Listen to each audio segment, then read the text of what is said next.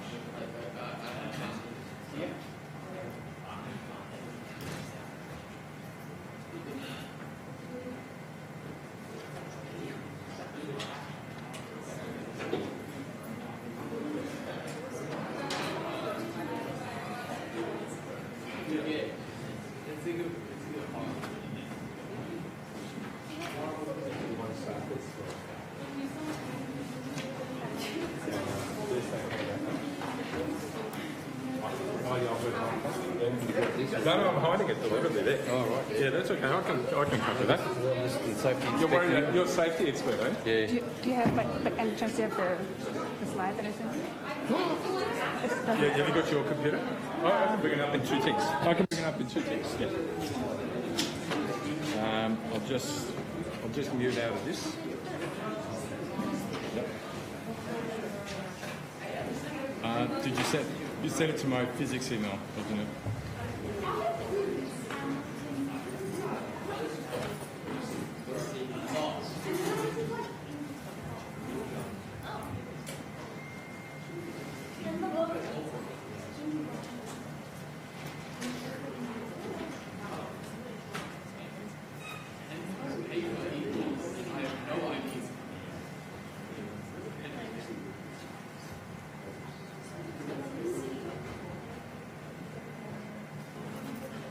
Be up there. There you go.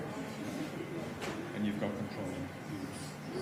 It's just oh yeah, but it goes a little bit further down. Oh, that's it. Yeah, there we go. Do you want the mic? You got that mic? I can check that one, yeah. Okay, welcome everybody to our first gymnasium lecture for this year. The gymnasium lectures are a series of 6 lectures, all about different topics, different lecturers. They're all in the next few weeks, so 3 in September, 3 in October. If you haven't checked out the other ones, just go there and check them out. Maybe you can sign up for other lectures as well. So our first lecturer, in the first lecture here, is Professor Roger Rassool. Roger's research area is in particle accelerator physics, but he's also the co-founder of a foundation called FreeO2. The FreeO2, they design and construct medical oxygen devices to help fight pneumonia in low-income countries. And Roger is, you can really see with Roger how diverse physics can be.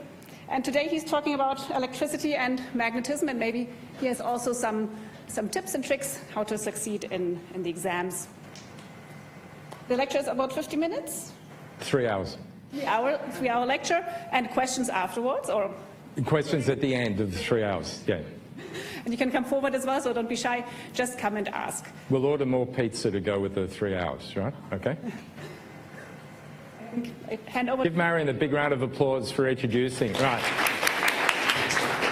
All right, now, we need to understand this very carefully. No, not yet. No, how come you're late? Sorry, I got lost in the building. You got lost in the building. The pizza's upstairs. You missed the pizza up there. Okay, that's cool. All right, now, if this all goes well, it's because Marion and I have managed the process very well. If things go wrong, everyone meets Stephen. Stephen's got 2 nicknames. Those who've been here before knows that Steve's nickname is either Legend or Damage. Right? Now, which are you tonight? Damage control. Okay. All right. So by Max's terminology, this is not a big lecture. It's only got 2 trolleys. Right. All right. Okay. So apparently you guys are here. Thank you for coming. The bribe has worked. The pizza. Soft drink. Apparently you want to learn something. Okay. So it's warm in here. There's not much room on this desk, but we'll work it out. Okay, put your hand up if you love or hate physics. Oh, well, most people are awake. Not everybody, remember? Okay. You don't love or hate physics. All right, okay. All right, so, all right. I met Max and Olivia, and met Anna and Isabella. Where are you guys? Yeah. Oh, yeah, you're over there. All right, okay. What were we chatting about? So memorable, right? Uni High. That's great. What a fantastic school it is, and how you guys love physics. You're accelerating physics, aren't you? And really enjoying it. All right. Isabella, when you grow up, what are you going to be? An engineer, hopefully. I thought you were going to do commerce. Or either, I'm not sure. Depends how good your talk is. Ah, so it's all resting on me. All right. Okay. Max? Where was our chat going? Telephones, right. They were on their phones, and I was going to confiscate their phones. Does anyone know how a telephone works? Real shame. All right. Isabella and Max. Oh, by the way, lovely to see so many mature age students in the class, right? You'll get through it. I know you failed last year, but let's try to get you through this year. You're going to be fine. Okay, so Max and Isabella, we were chatting about telephones, and Isabella said, well, Max finally agreed that the can of Sunkist was useful because we could make a telephone out of it. Can I see, by a show of hands, how many of you have done an experiment at home? That's great. I want to see you do lots of experiments. So I want to talk about experiments, okay? And so, oops, wrong, that doesn't work, does it? Yeah, so let me just, all right, so, yeah. Great person up there, Richard Feynman, you know, we love Feynman. Great set of lectures, by the way, 3-volume books. They're too hard for most of our students nowadays, but Feynman's got, you know, Einstein's got that quote, imagination is more important than knowledge, right? there's another quote, understanding is more important than memorising. Now, I think you guys should all go home because I've prepared a cheat sheet for you. Apparently that's a terminology nowadays, so this will get you through either year 10, 11, 12, you know, UMEP, first year. That's all you need. You need a piece of paper with everything written on it. Well, maybe that'll be useful, and we'll see whether we get this towards the end, which is useful for you to remember. That way Anna will remember, oh, that's what we spoke about, right? Okay. All right. So which comes first? I can't remember. I was speaking to somebody about, oh, no, it was my other class. So I tested this on my master's class this afternoon. Which comes first, the chicken or the egg?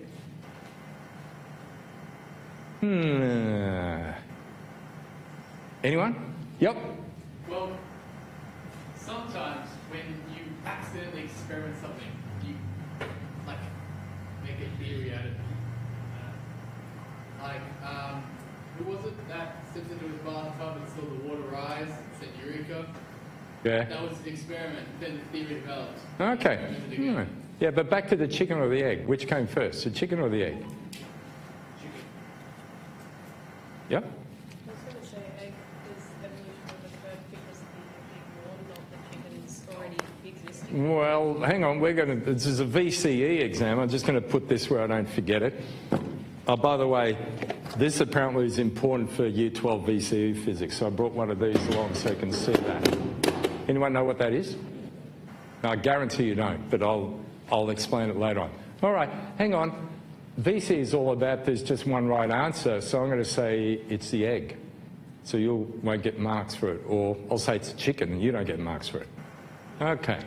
Well, it sort of, if we look around, there's nature around us. And philosophers would look around and observe things. And there's Southern Cross up there. And maybe some technology got built to look at it. The technology was very low technology, along the lines of a can of Coke or a can of Sunkist.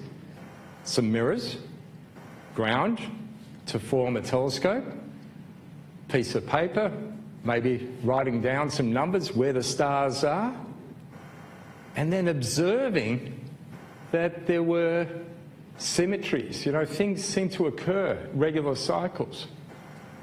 You know, specifically there, that's the trajectory for Halley's Comet. And in fact, maybe that's where it will be in the future. And so when we look at things like this, we see this sort of cycle of we make an observation, we measure, we write it down, we predict. So, I want you, within a maximum of 3 people, right, a minimum of 2. Now, let's just understand that. So you can't talk to yourself, and you can't talk to more than 2 other people. So in groups of 3, I want you to spend a few minutes, and I'll give you a time limit on this, and discuss which comes first, the theory or the experiment. And see if you can come up with an example of your best example for what comes first. All right, go for it.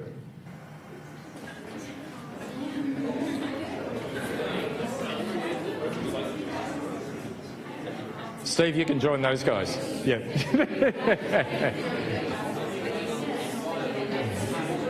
And you need to agree.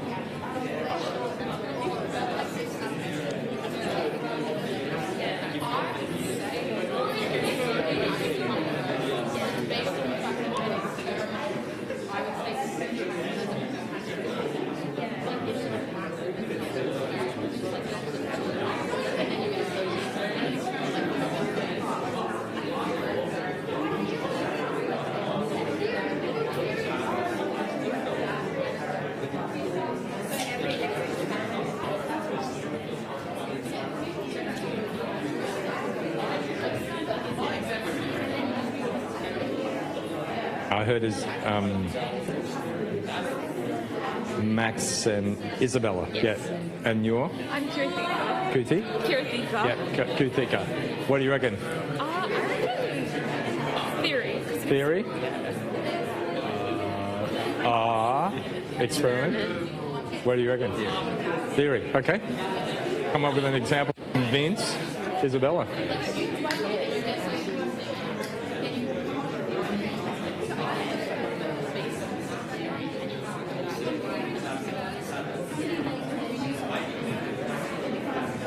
Well, these guys, they're trying to hammer you into agreeing. What is it? Well, I say it's kind of mix of both. Oh, mix of both. Because now you've got to choose one. Think about this. If you have a rock, you drop it on your foot, you accidentally discover something. The rock breaks your foot. But if you were like, oh, what happens if you drop it?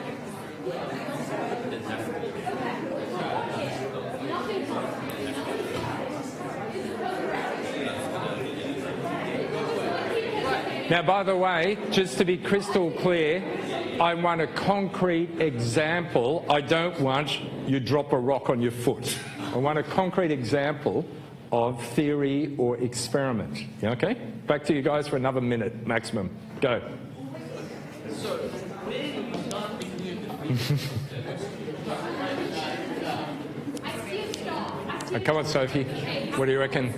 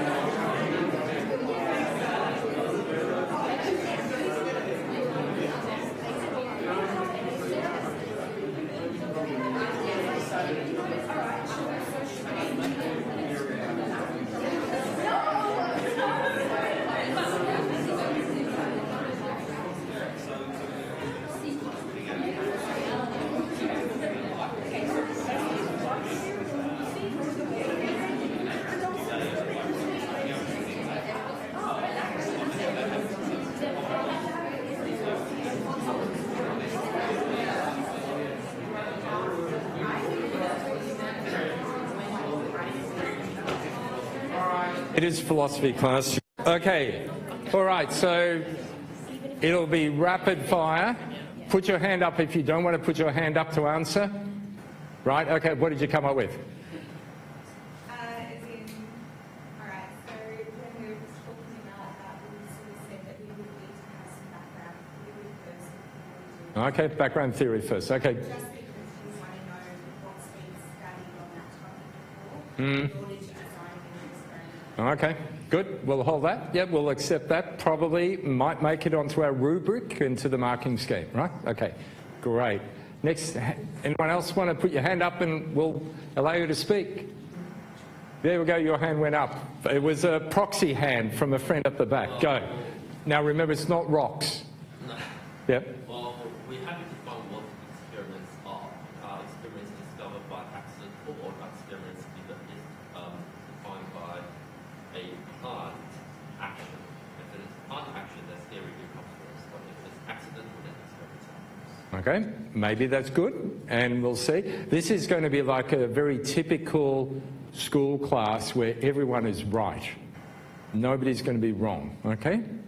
Until they're proven wrong by experiment, right? Yep. Other ideas? Go on. Katunka? Oh, that's right. I didn't quite hear it. Yeah. I think it's theory first too, for similar reasons. All right. Did you manage to convince Isabella and Max? Did they agree with you? Did you agree with it?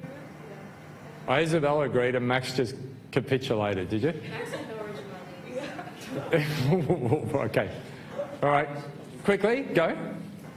Theory first. Did you have an example? Yes, the limit versus effect when theories of classical disprove. Okay, so there's experiments to disprove ideas. There's a contest coming up with Anna. Yep. I think a lot of theories came from experimenters just doing random shit and seeing what would work. Okay, experimenters doing random shit. Now, you may not know this being at school, that shit is not a bad word. It's abbreviation of super high intellectual terminology, SHIT. Yeah, it's a random shit, okay? For example, the Geiger-Marsden experiment. Are you looking that up on, did you ask? No, we remembered yesterday's class. All right, Geiger-Marsden experiment, okay. Yeah, so poor Geiger, who was tortured by Rutherford and had to sit there and kept counting things and was bored shitless, and so developed the Geiger tube to actually make those measures. All right, okay, cool. Time for 2 more other examples. All right, so I'm going to teach you the right answer now, because we're a Department of Physics, so we know exactly, it's not random. Well, the hardest thing with randoms is to generate random numbers, by the way. So if you really want to lecture on random, we could actually, do you know that if I go 1011101110110001, that may not be a random number, but 1111111111 could be a random number. Okay. Okay. All right. So I suspect my friends here might agree that observation and experiment, and remember I was playing the game, whether experiment comes first, and then we theory, we modelize, we predict, and we theorize, and we go back and do an experiment. That could be the pathway. Who plays basketball? So, okay. Who plays a sport of some type? You know, chess is included in that, by the way, just in case, just to make it. I want you to imagine I've got 2 sized balls.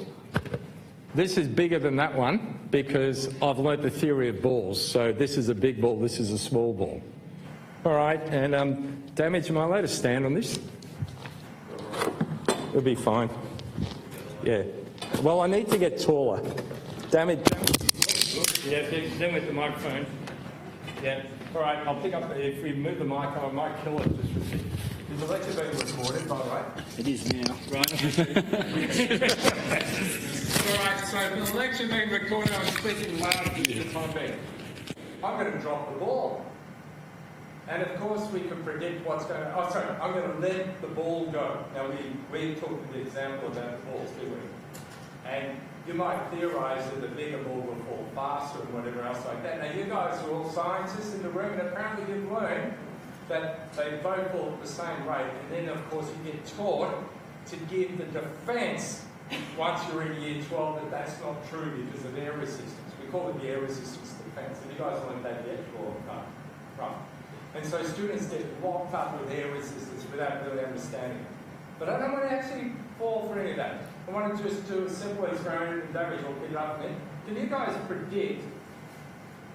Here's a choice. When I let go, actually I'll let the ball go, will the ball just fall and land on the ground, or will it bounce back up to me? It'll bounce. Yeah, okay, that's cool. And I'll just be able to catch it because it'll just come back to the same height. It'll bounce higher, it'll go past me. That's lower. Bounce lower. Oh, right, okay, let's do the experiment. Yeah, okay. Gosh, you guys were right.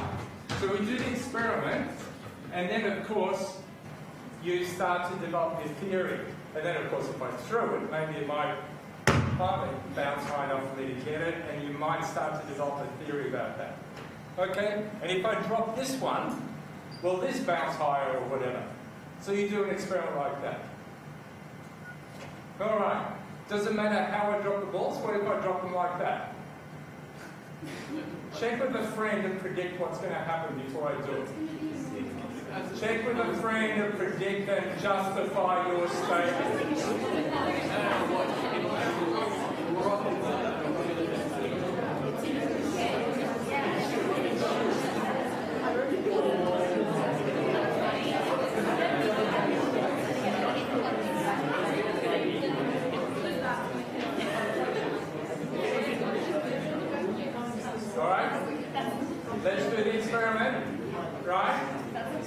let's have a look. Now, by the way, I'm counting 3, so we'll count in mathematics. I know, what's that? 1, 2, no, we'll count in Japanese, all together in Japanese. Minasan nihongo hanashimasu ka? Ichi-ni-san, okay? So 1, 2, 3, I'll drop, okay, go. Ichi-ni-san.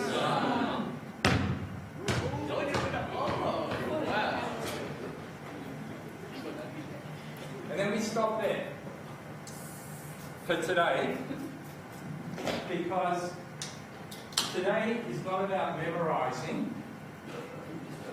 Did it? Oh, it stopped working instead?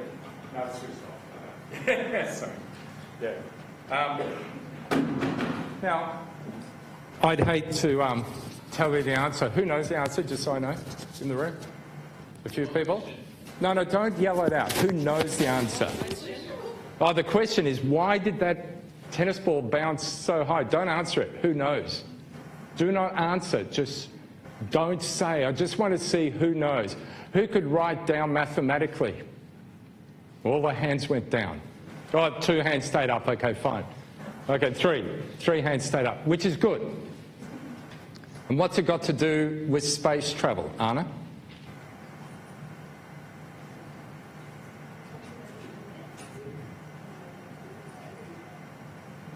What's it got to do with space travel? Space travel or just space in general? Well, Voyager spacecraft, for example. How has Voyager got to the edge of the solar system? Oh, gravitational interactions with the planets that are slingshotted across. Slingshot. Okay. So the mechanics of that experiment is the same mechanics we use for slingshotting a space vehicle gravitationally around a planet. And that's why it's really important that you just don't memorize the facts, that you actually learn to actually make these predictions.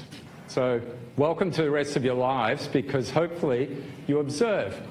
So here's the historical discoveries that I picked. First ones, Ohm's law, purely by experiment. Kepler's laws, purely by observation. Right? Kepler couldn't exactly go out and manoeuvre the planets, but just manoeuvre. And then the photoelectric effect. This shocks people. You know, oh, Einstein discovered the photoelectric effect. That's what you've got to write on the VCE paper probably to get full marks. And it's not the case. And in fact, the photoelectric effect was used by engineers at the time. Physicists didn't exist. The physicists come a lot later after that. School was natural philosophy. And engineers were using the photoelectric effect without understanding it. And then the other side of things, special relativity, is a prediction. And it came out of what were called Gedanken experiments, which was experiments that couldn't be done, so you had to think about them, and Gedanken means thought experiment. And Dirac, solving the wave functions for electrons in the 1920s or thereabouts, found that there was a negative energy state, which means a lot to, you know, Marion and myself probably, and nothing to anybody else, and then decided that the only way around this, for a while he kept thinking maybe it's the proton that was the problem, and then in the end says there must be a particle the same mass as the electron with the inverse charge to the electron. Can you imagine what a heretic this person was at the time? And then 2 years later, it's found. 3 or 4 years later. And then the Higgs boson, I love this because we worked on this experiment. 1964, Peter Higgs and Francois Elgbert predict that there should be this particle. 1985 or thereabouts, a decision is made to build a machine to look for it. 2008 or 10, we turn the machine on and it blows up. Our students are part of the team that spends a year rebuilding that magnet section and recalibrating it, turns back on, and with 18 months of data, the boson is discovered in 2012. So here, theory-guided experiment, I think it's a dance. It's never clear. Observation sparks ideas, theory makes predictions, experiments test them, disagreements like we had here, challenge both. So my take-home message, theory without experiments is just philosophy. Experiments without theory, it's stamp collecting.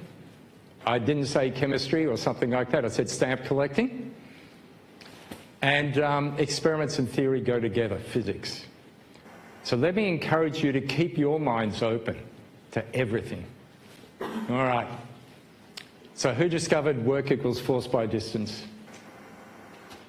Was that a theory or was that an experiment? Well, here's the chronology.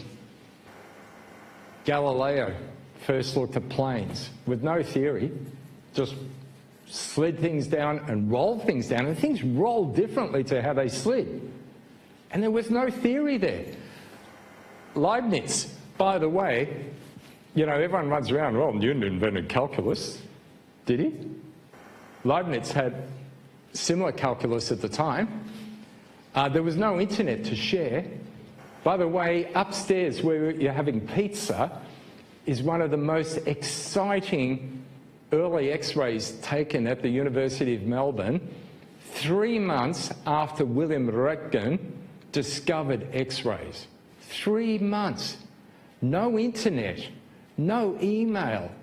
3 months the word got across to Australia that you get a glass blower from chemistry to work with somebody from School of Natural Philosophy, put 2 electrodes, get an engineer to build a 100,000 volt power supply of some type, and accelerate electrons and slam them into copper or molybdenum, I don't know which it was, then get Masson, the professor of chemistry, to put his foot or hand in the beam and get somebody from the arts department with a piece of film to take a picture, and an X-ray gets taken. And Röntgen, by the way, resisted the urge that we have. At the universities, we're always pushed, invent something and patent, patent, patent, patent. And Röntgen said, this discovery is too important to not gift it to the world. And Röntgen pushed to not patent the X-ray, to make sure it went out in the public domain. And within months, it was saving people's lives because they were X-raying people's bodies and being able to see through. Now, was that theory or experiment? I'll leave it up to you to go and find out. It was Gustav Coriolis, famous Coriolis force, Gustav, who finally defines work formally. The engineers were doing it for 100 years beforehand. They actually knew, you know, there was something about the amount of energy you had to put in a steam engine to keep things moving. They knew that was what made things work and the force that was associated with it, but there was no formalism till Coriolis comes along and actually sets up the mathematics to do it. All right, which is that slide there, and there's a little term there. By the way, upstairs you'll also see a beautiful clock in the Physics Museum, because until 1928 or 9, I think it was called the school. Steve and I weren't there at that time. Were you here in 1928? No. No, good, yeah, okay. It was called the School of Natural Philosophy. And then physics was born. All right, so I want to show you a simple journey. Now, how many in Year 10? Just get a feel. Year 11? Year 12s? Okay, good. The Year 10s, I'll explain as we go along. The Year 11s and 12s, you explain it to me to make sure right. Okay. Apparently, work equals force times distance. So the more force you push on something over a distance, the more work that gets done. That makes sense. Power is the rate of doing work. Now, people often mistake power and energy. You'll listen to it all the time, especially now in this modern day of renewable energy. You know, people talk, well, I've got 11 kilowatts solar battery, apparently, or something.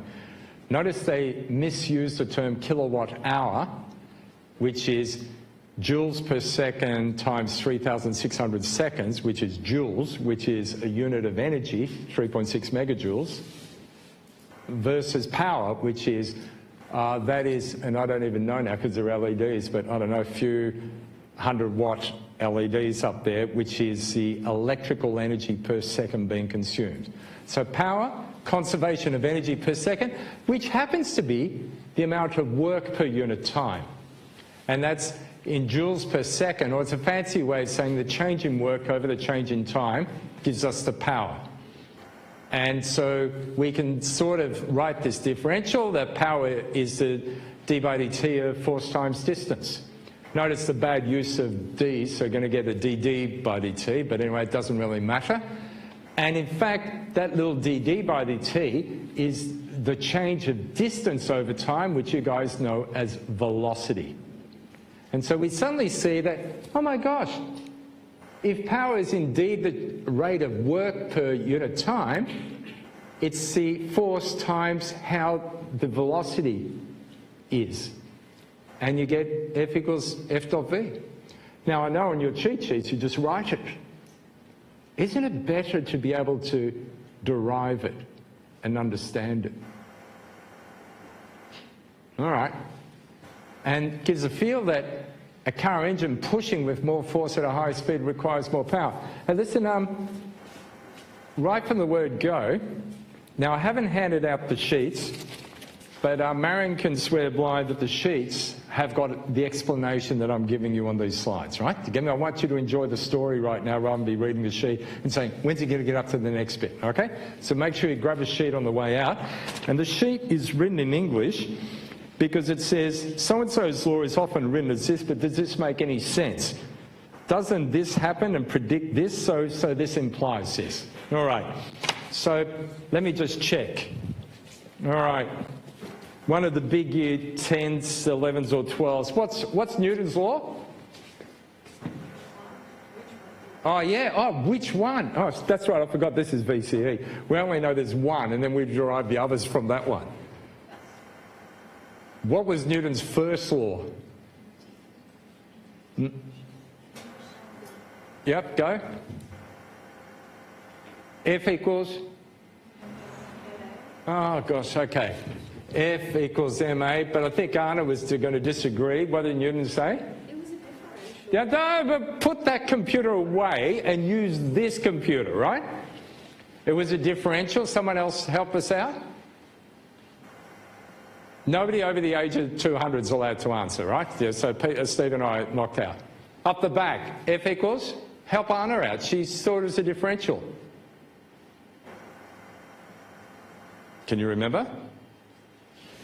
I think Newton said an object remains in a state of motion unless an external force acts on it.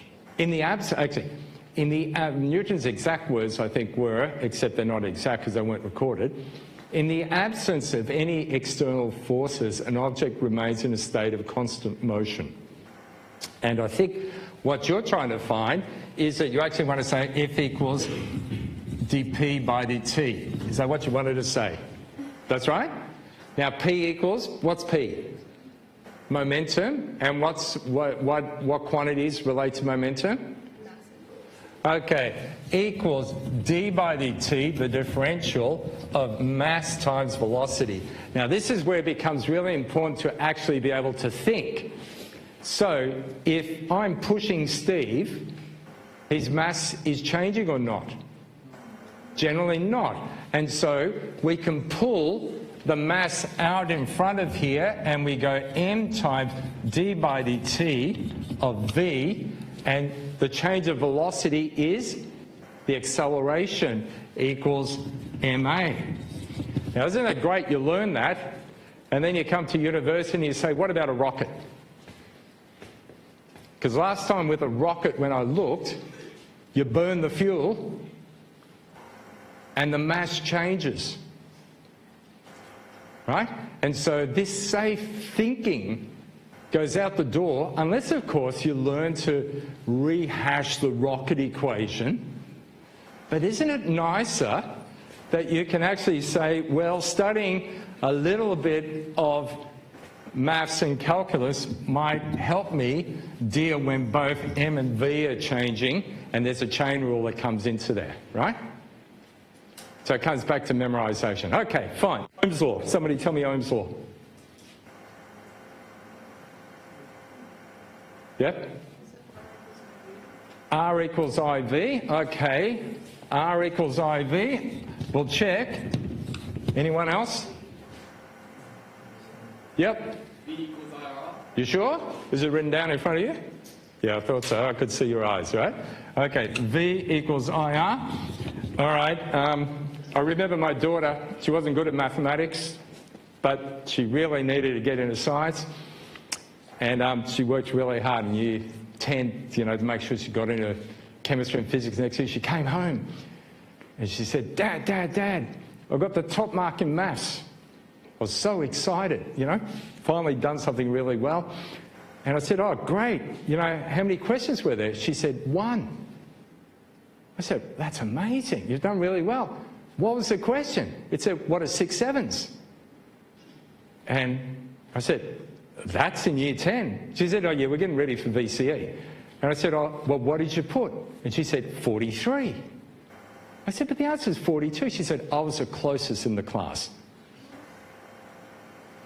Now, one of those answers is right, apparently. And you learn it that it's V equals IR, apparently. Okay? All right. So what? So if it is V equals IR, what's that telling us? It's sort of saying, apparently, if you look around and find an object, oh, well, here's a resistor, and let me look. Oh, if I can find the current and the resistance, it'll tell me the voltage of this resistor. Well, that's the greatest load of crap that ever existed. But let's go back to Newton's laws first. So here is a resistor, and I am pushing it. Because I push it, it gets an acceleration. It's the acceleration that results from me pushing it. Here is an other resistor.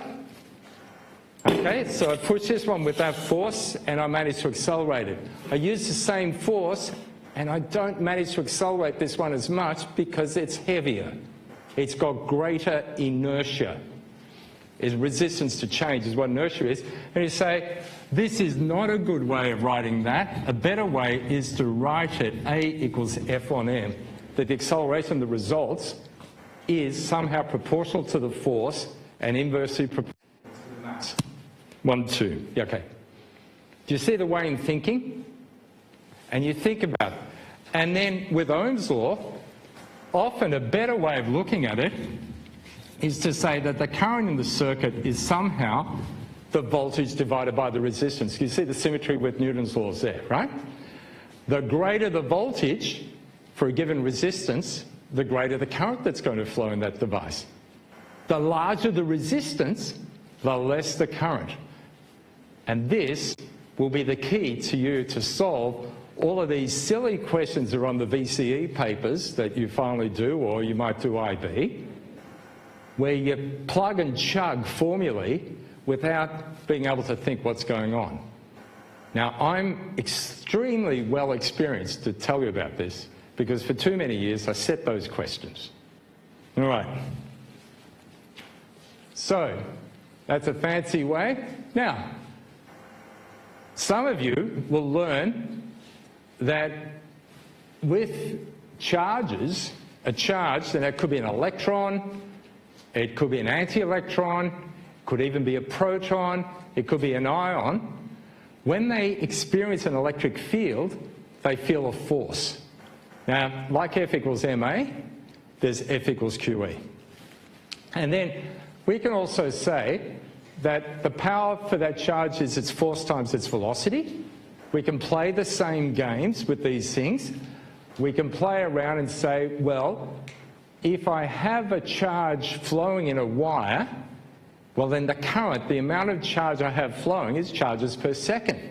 We call that dq/dt. I'm not going to bother with the mathematics. I want to show you the parallelism in between these.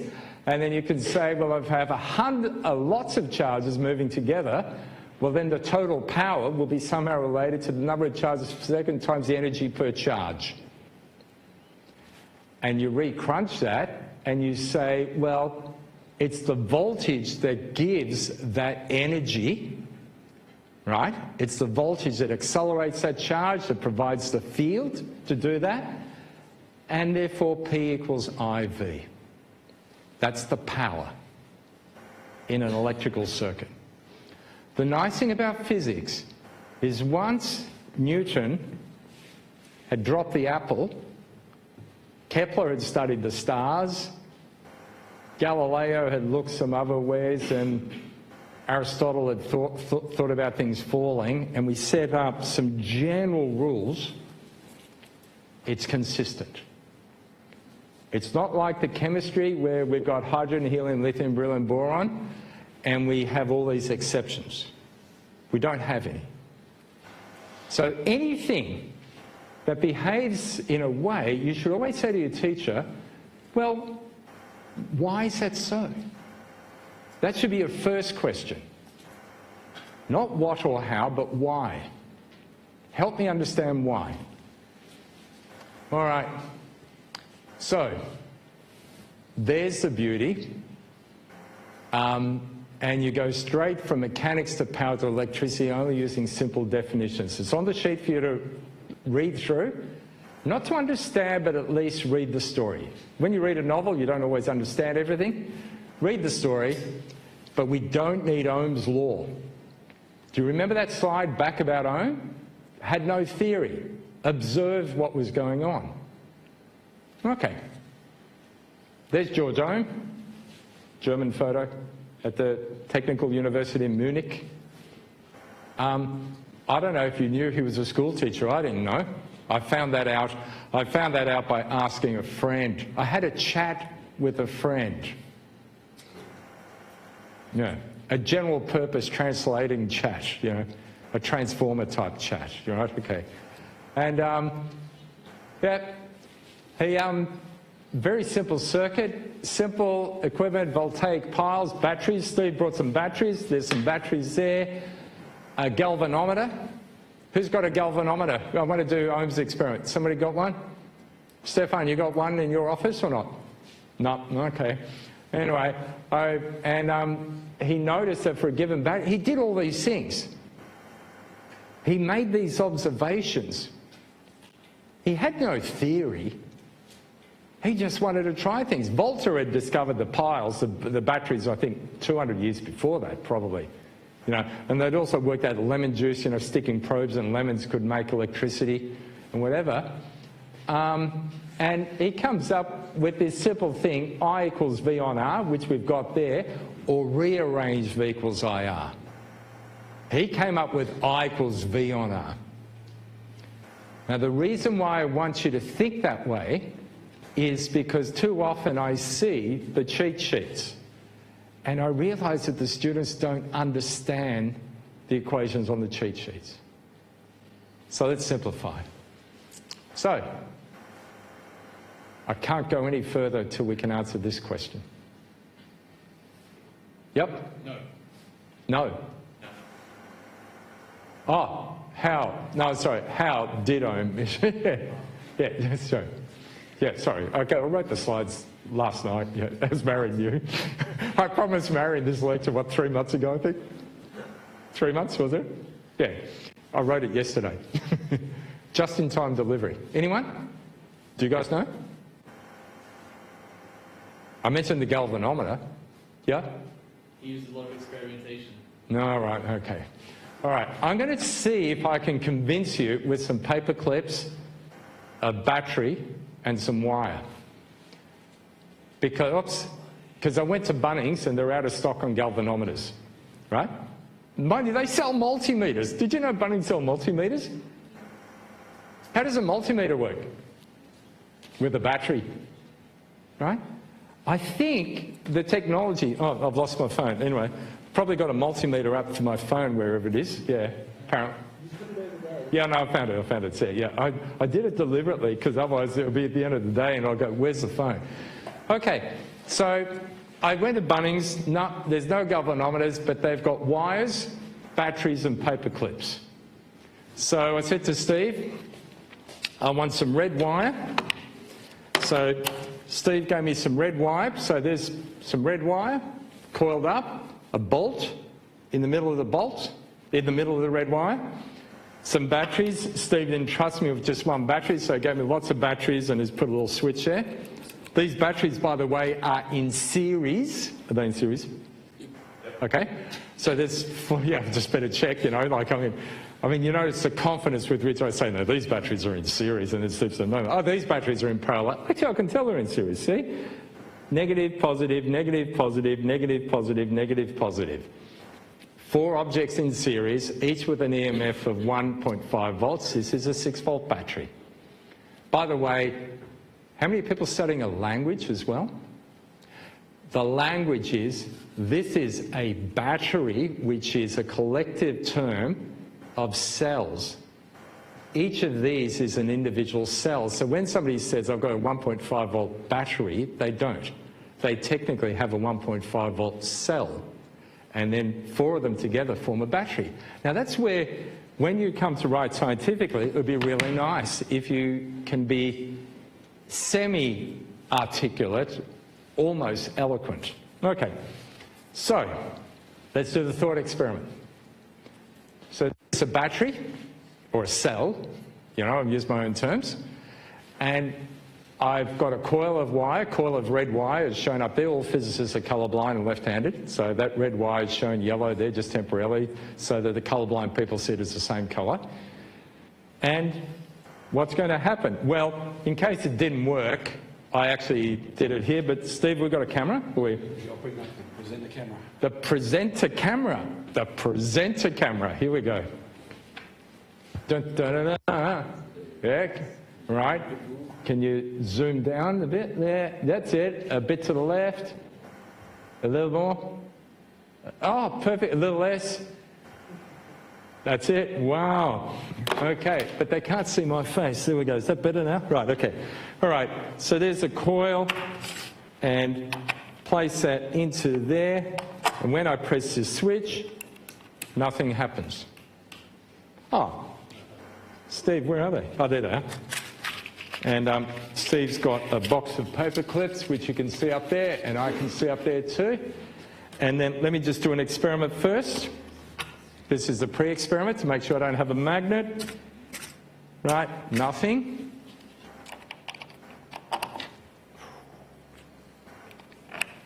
Right, let's put them on the, there we go. Right, it's not working, Steve. It's not working. You haven't pressed the button. Ah, I've got to press the button. Okay.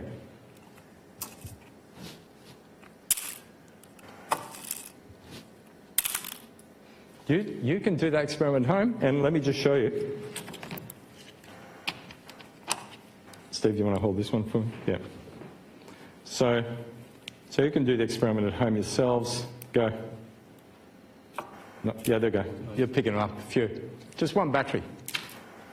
Get some wire, a battery, a bolt or a nail or something like that, wrap it around, and the voltage from this battery is perfectly safe to do, and build yourself an electromagnet. Now, let's go for the PowerPoint journey.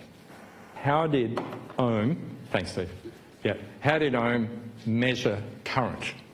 By the way, you can do an experiment. Did you notice one battery wasn't strong enough to pick up too many paper clips? And when we had 4 batteries, we picked up a lot. So let's watch the PowerPoint. I hate PowerPoint generally speaking, but this is where it's powerful because we can get through a lot more content today. All right, so do the experiment, bang, pick up some paper clips. That's great. All right, here's a different experiment. Oh, Steve, have we got this? Did we get a magnet? Yeah, we got a magnet. Let's try. Let's try. All right. So we're going to see how, yeah, switch please. So now, by the way, should the red go to the red and the red go to the black, or the red go to the red? In other words, it would be nice if one of these was black just temporarily, but let's pretend we see that. All right, so now I'm going to consider this end, and I'm going to, put the battery back into there. And yes, that definitely picks up paper clips, and I will reverse these. I'm doing the experiment the way Ohm might have done the experiment, and I'll reverse these, and it still picks up paper clips, so the order doesn't matter on this. Okay, now from the paper clip, a magnet. We haven't tested this, by the way, so we don't know if it's going to work. All right, so I'm going to, there we go, it does work. Well, and now it's slightly stuck, but notice, actually that's a good experiment. So I'm going to do a more complex experiment. Right. So I'm going to do this. That goes, and I press the switch, and nothing happens. So we forgot to rig this beforehand. Now I'm going to turn that way. I'm going to press the switch, and it drops. I had to improvise then, because I'd come up with some cock and bull story how we would do this. Now, did you see that observation? Who understood it? Let's do it again carefully. Right, so it happens that this is a magnet and this core is magnetic. So I pick that up, and now I apply power to this, and it doesn't fall. I'm going to do something else. I'm going to reverse these, keeping this like it is, and I'm going to apply power. And this now tells me about something about the magnetism of this. Because you do recall that with magnets, that likes attract, unlikes attract, and likes repel each other. And what we're inferring from this is indeed that depending on how the current flows on this, one end is north and one end is south. Hold that thought. You know, the other thing is, have you ever wondered, as Steve goes back, thanks Steve, and I've lost the remote control, wherever I put it. There it is. Thank you. You know, by the way, the university doesn't understand sometimes. We're very fortunate in physics. We've got Steve to help with lectures, you know, lectures like this. You know, it's, oh, well, can't you just show everything on YouTube or something else like that? I think, wow, you don't get those experiences where firstly it doesn't work, and then you think, well, how do we adapt to this? And by the way, if they want to email later on, we'll put an explanation up of how the subtlety on that thing there. So that's basically what I was sort of saying, that by reversing the current, we can make either of those poles interact. So what do we learn? More batteries makes magnetic field stronger, and the direction of the current seems to adjust the way the magnetism goes. You're halfway there to passing VCE electromag section. So here's how you might make a meter. Imagine indeed you had an arm with a magnet at the bottom of it, and then you had a coil, and when you pass current through it, it attracts that object. And therefore, the more current flowing through that, the more it'll attract that object, and therefore you've got a meter. And in fact, that's how a galvanometer works. It's actually a little more complicated in how the magnetic field's arranged. It's arranged in a circle, but it's actually the torque around that which comes from the magnetic field. I think that beauty is lost nowadays because we have objects like this which measure voltage, resistance, capacitance, everything else like that, and nobody has a clue how the thing works. We have displays with liquid crystals and everything else like that, and not the deflection of electron beams or whatever, and nobody has a clue how that works. Anyway, Ohm was the first to show it was a simple linear mathematical law which went out the door immediately once you were in the real world. It wasn't simple, it wasn't linear, but it was slightly mathematical. But it's pretty good. And by the way, his book, nobody read it, I hated it. After all, I was a school teacher. Couldn't have really invented anything sensible. All right. Alternating current. Okay. So far we've dealt, I think there are 7 topics I was going to deal with for Year 12 physics, you know, where you're heading. Alternating current. What does alternating current mean? I mean, this was direct current. This was DC. Somebody help me out? What's alternating current?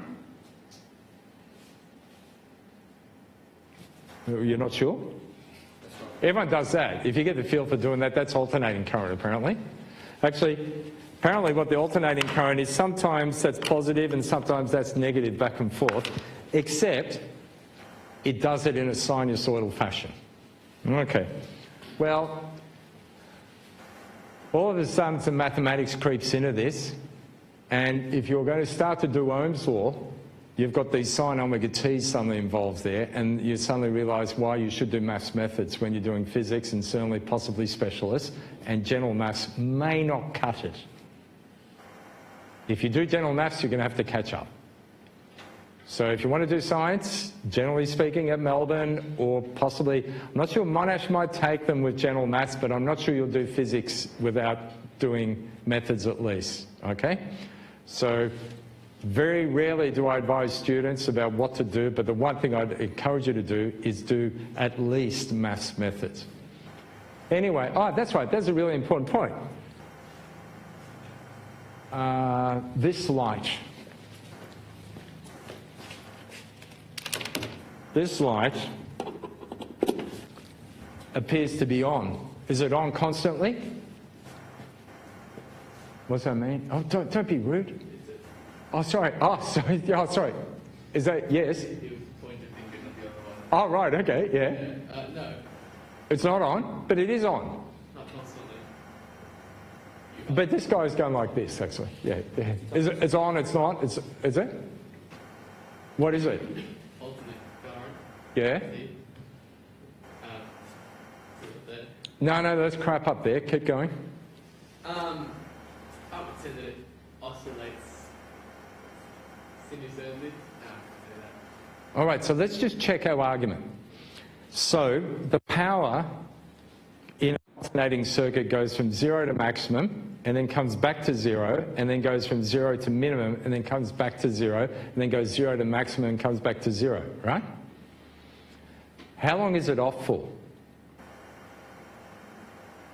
Well, it goes from 0 to maximum and then back down. Does it stop it off, or does it just keep going down to negative? And then does it come back up to positive? So the very first point I would like to raise to you is that the power is generally there most of the time, right?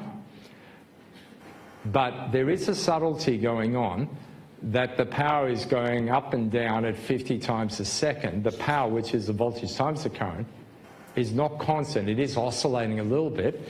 And from an intensity viewpoint, here's what the voltage is doing, right? Which is going to maximum, minimum. And here's what the light intensity is doing. Because this part of the cycle makes light, as well as this part of the cycle makes light in a light. Now, dangerous territory nowadays,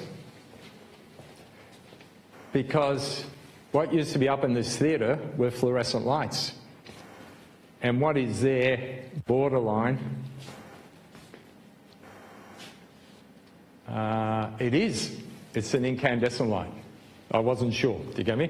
Could have been LED, 60 watt incandescent. So inside that light bulb is not an LED or anything, it's a piece of wire, and the piece of wire, when the current from the AC is flowing through it, it's heating it up and it's glowing.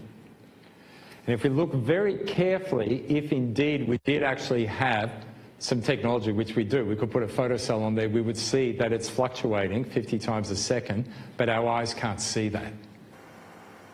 Okay. So in year 12, we will never ask you this type of question with sines and omega t's and everything else like that. We will put this get out of jail word card called RMS, root mean square. And there's an interesting thing about this light. I could plug this light also into DC. Now, the AC that we're using out of the mains that's coming there is called, have you heard it's 230 volts coming out, or 240 out of the mains? Who's heard that? Well, who's heard it's around 200? Yeah, because there's a big argument whether it's 235, 230, right? What's the peak voltage? I have no idea. Right, that's good. You get full marks for knowing that. That's the correct answer for you. I have no idea. Perfect, full marks, right? You go. Anyone? 360. Yeah, I think 364, isn't it? Yeah, 360. So if I were to put a scale on the voltage coming out of here, and I were to put voltage and time as a scale here, I would write 360 there, and I suppose minus 360 at the bottom here, minus 360 volts. And if indeed I actually tried to measure that with an oscilloscope, that's what I would see, 360 peak. Actually, 174, isn't it? Yeah, I think, sorry, I've just got that slightly wrong. I think that's 360 peak to peak. Is that correct? I'm just trying to think on the fly. You don't know? I don't. Peak to peak. So it'll be 360 and minus 360. Damage, you know? No, okay. We're going to make it up right now. Stefan, do you know? No, so now you see, here we are physicists, and we don't know the answer because we haven't memorized this stupid thing, right? But here's what I do know. I'm going to show you a picture.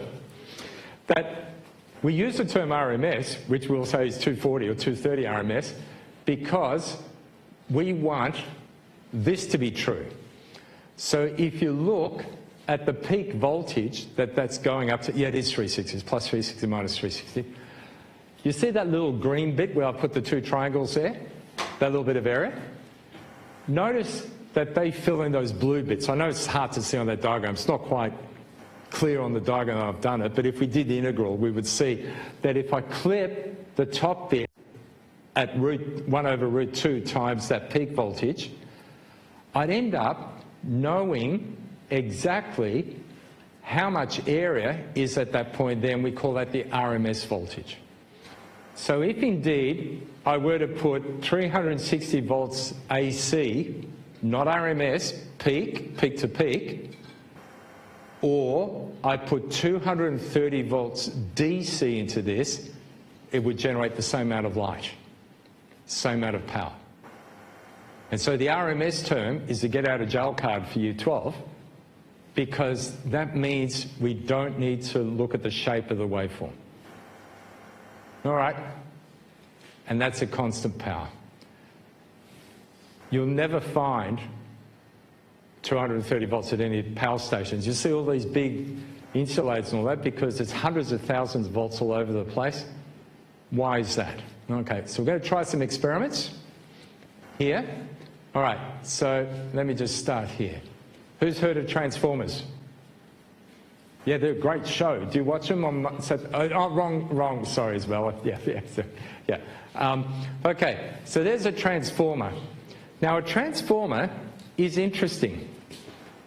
A transformer is effectively getting some metal and putting a coil of wire on one side, having the metal carry the magnetism and putting another coil on the other side.